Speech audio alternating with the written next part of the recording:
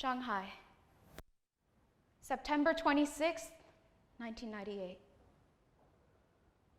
My parents awoke to faint cries between labored breathing from their first child.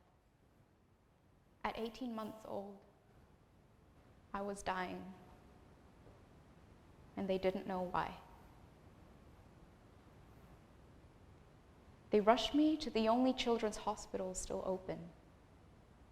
And that night, my mom never carried me in her arms for fear that I would just go. After a few hours, they got a diagnosis. I had type 1 diabetes. Unsure of what that meant in terms of raising a child, they decided to evacuate me back to Singapore, essentially moving their lives back home. The first question my mom asked the doctor there was whether she'd be able to see me grow up. Now, university wasn't even in the question at that point.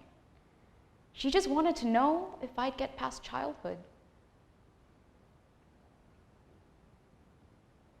The medical staff, though, focused on treating my condition in a very mechanical way. And that left my mom's emotional stress in a corner. So I've had type 1 diabetes for most of my life. It's an autoimmune disease, which means that I have to do daily injections or wear an insulin pump, as I am right now. And I have to check my blood glucose multiple times a day. Having a chronic illness can feel quite isolating. So last year, I decided to write to a pen pal in Australia. She also has type 1. And in one of her letters, she said she doesn't like being called a diabetic. Instead, she introduces herself as a person with diabetes. Now, to those who aren't familiar with this disease, it may seem like a small thing to fuss over. I mean, if we identify people based on their hair color, their nationality, then if our health statuses are just another feature of us, being called a diabetic, an amputee, it shouldn't matter so much, right? At a discussion group by Diabetes UK, I decided to ask my table the same question. Would it bother you if somebody called you a diabetic rather than a person with diabetes? And the agreement was unanimous. But why does the mere description of a disease matter so much? Because the term diabetic is loaded. It's loaded with the presumption that we are wholly responsible for our disease, for the outcomes that medical staff and society judge us upon. Essentially, because we're seen as accountable for our self-care, we're also assumed to be responsible for our measurable health outcomes. Now, this is seeing the patient as their disease. But tonight, I want to talk about how disconnecting the two, seeing the patient as more than their disease, can essentially change our delivery of healthcare. Healthcare systems in developed countries are striving towards a new paradigm, what is known as patient-centered care. In this, patients would share in the decision-making process rather than being told how to take care of themselves. Governments are realizing that by empowering patients in making health decisions, this leads to better patient outcomes because they become happier with the treatment that they're getting. I remember being so afraid of going back to fencing when I first got my insulin pump. I was so afraid of my opponent's weapon striking the plastic tube connecting my pump to my body, because if that happens, then there'll be lots of bleeding, I'll have to change the whole set, and I didn't want to go through all of that hassle. It was too much to deal with. So for a whole term, I didn't turn up to any training session. And when I talked to my endocrinologist back in Singapore, he was shocked. He suggested ways to protect my insulin pump, strategies to manage this disease whilst doing such an intensive sport.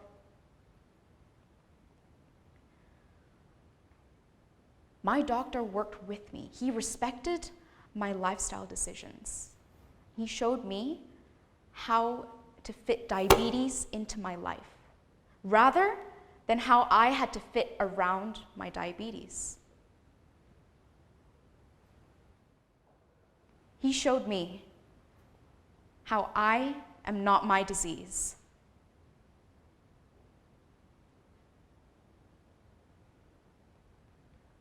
Patient empowerment doesn't mean the patient is always right. Certainly doesn't mean any disrespect to the amazing training our healthcare professionals already go through. But I believe that the way medicine has been traditionally practiced has focused too much on dissecting the patient into their individual health failings. We're not seeing all of these parts as a whole person. With the rise in the number of people living to old age, we need to drastically change the way we deliver healthcare. Because the key to good, long-term sustainable care is patient empowerment. And how are we supposed to care for them if we don't know what they want?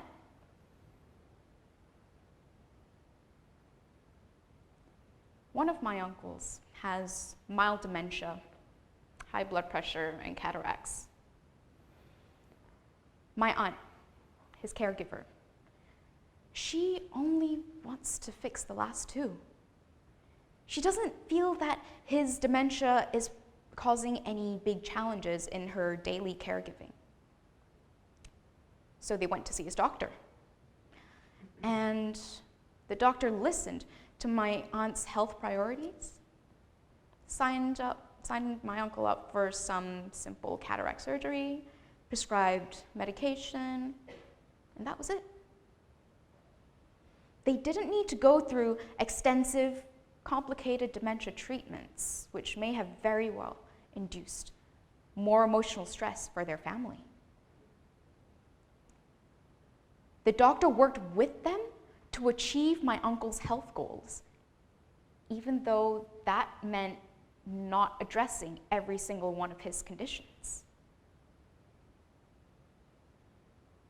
With the rise in the aging population, these generations are now living with 3, 4, 5 different conditions that all interact with each other. Treating them will mean ensuring both their safety and happiness, but that may mean not addressing every single one of their health conditions. And that is okay. That is okay.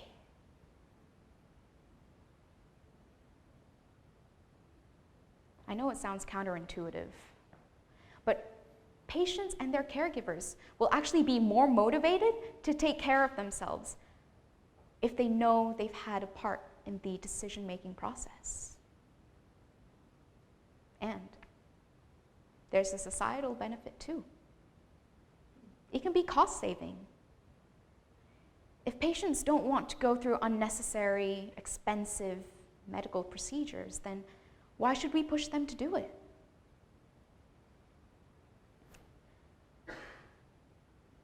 When we see patients as more than their disease, we are changing the paradigm from doctor versus patient to doctor and patient. versus disease. So the next question is, how do we get there? Benjamin Zander, conductor of the Boston Philharmonic, proposes a method called giving an A. It all started when he walks into his music class at the start of the academic year. And he says to his students, guys, at the end of this year, you're all going to be getting an A.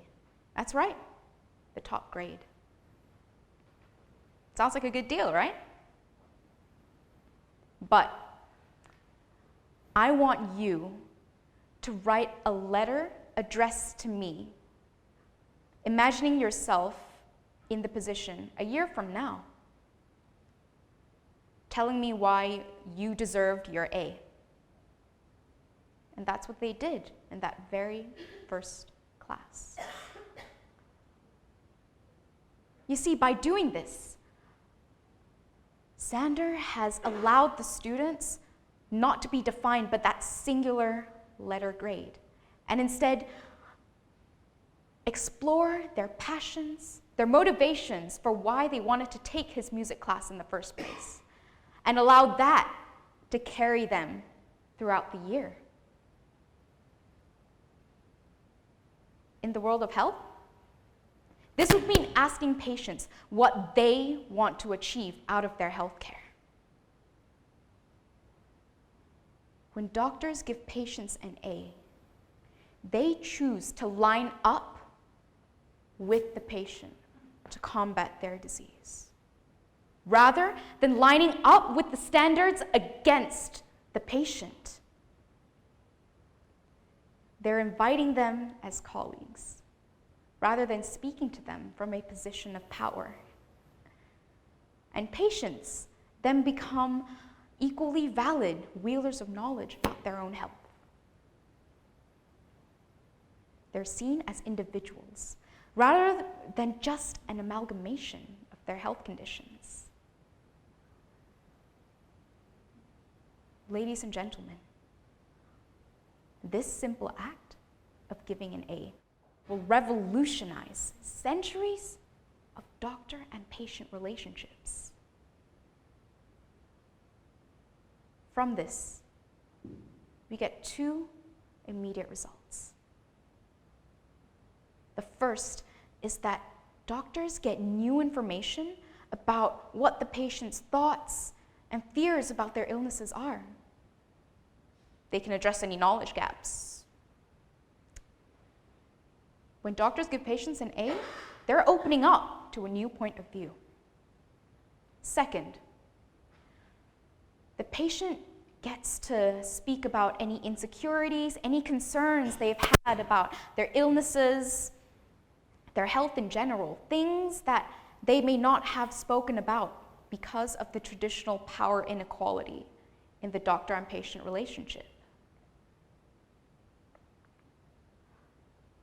These two results are what I believe will carry us towards the patient-centered care system we need.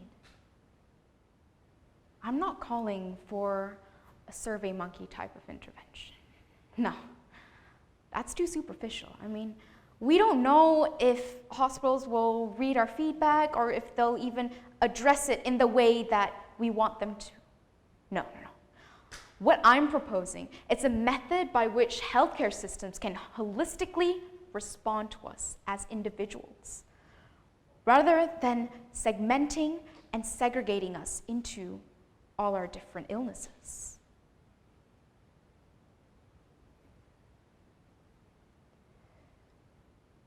"19 years ago, if the medical staff had talked my mom through what it meant to raise a child with diabetes, what it meant to go through that emotional stress, then maybe she wouldn't have had such a traumatic experience with my diagnosis.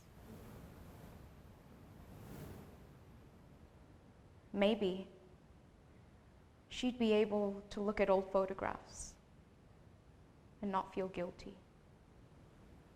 By realizing that accountability does not necessitate personal responsibility, we are seeing patients as more than their disease. This allows doctors to give patients an A, which then puts both doctor and patient on a level battleground, united in achieving the patient's health goals. So tonight, I invite you to join me in support of a health policy that facilitates communication with this very attitude. Because effective communication is achieved when we have both sides learning from each other.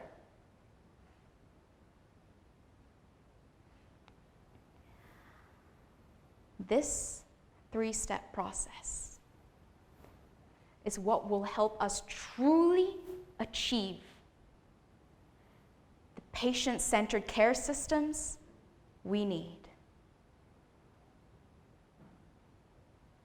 Thank you.